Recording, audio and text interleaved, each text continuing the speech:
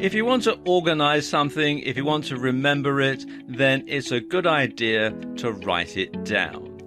And when I mean write it down, I mean actually physically put it down on paper using a pen or a pencil.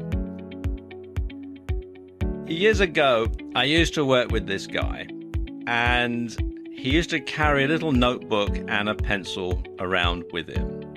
And whenever you asked him something, or whenever he needed to remember something, or if you gave him something to do, he would immediately get out this notebook and he'd write it down. And I once said to him, "Why do you write everything down, Charlie?" And he said, "Well, it's because my pencil's got a better memory than I have." And you can't argue with that. But the thing is, when you write something down, you're more likely to remember it.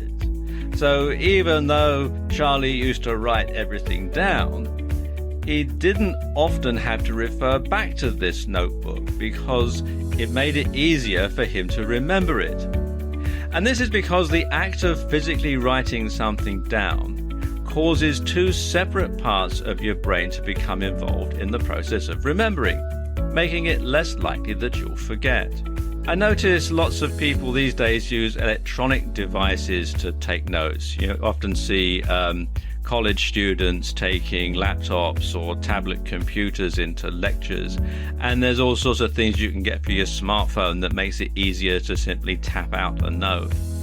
But the thing is, it doesn't trigger the same part of your brain that writing something down does. It's hard for a layman to explain it really, but it just works better. In your mind, you're more likely to remember something if you've actually physically written it down on paper. It's just the way that your brain works. And so while electronic devices can be a lot more convenient, they don't often work as well. Now, when you're writing something down, probably the best thing to do is to carry around an old-fashioned notebook or a diary and a pen or pencil, and then you can make a note of things as and when. You can buy them online, and you can buy them lots of different places. Obviously, diaries you can generally get around the turn of the year, but notebooks are readily available from all sorts of places all year round. You can get one that's small enough to fit inside your jacket pocket, or you can carry it in your purse or handbag or that sort of thing, and they don't take up a lot of space, and you can get it out and just write down your notes as and when. Now, my favorite organizational tool, particularly when I'm collaborating with others and we're working in the same office, is a wall planner. And as you can see, they are very cheap. This one here is £2.99, which is about $5 US. And if I zoom over here, you can see what it is. It's just basically a whole year's calendar spread out in little squares all the way across. And you have a regular calendar at the side as well that you can refer to. And you can use this. These are generally write-on, wipe-off type boards. And you can use these to block book events.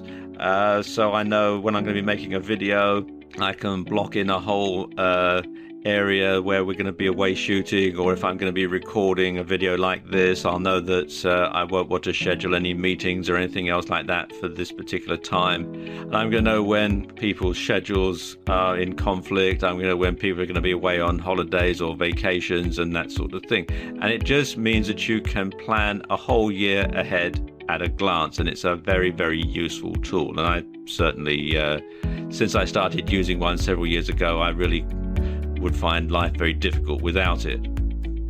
Another thing that you can do is just to write out an old-fashioned to-do list. A piece of paper and a pen, write to do, and then you number them 1, 2, 3, 4, 5, or however many tasks you have to do. And then you can rank them in order of importance, and then when you've done them, you can simply scratch through them, and then you'll know that that task has been accomplished.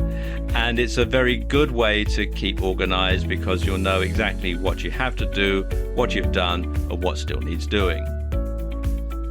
Another old-fashioned and very well-used tool to write things down on and to use it to organize your time and to organize your life are Post-it notes. Now, the humble Post-it note, well, it's been around a long time, and it often gets overlooked, but it is actually very, very handy.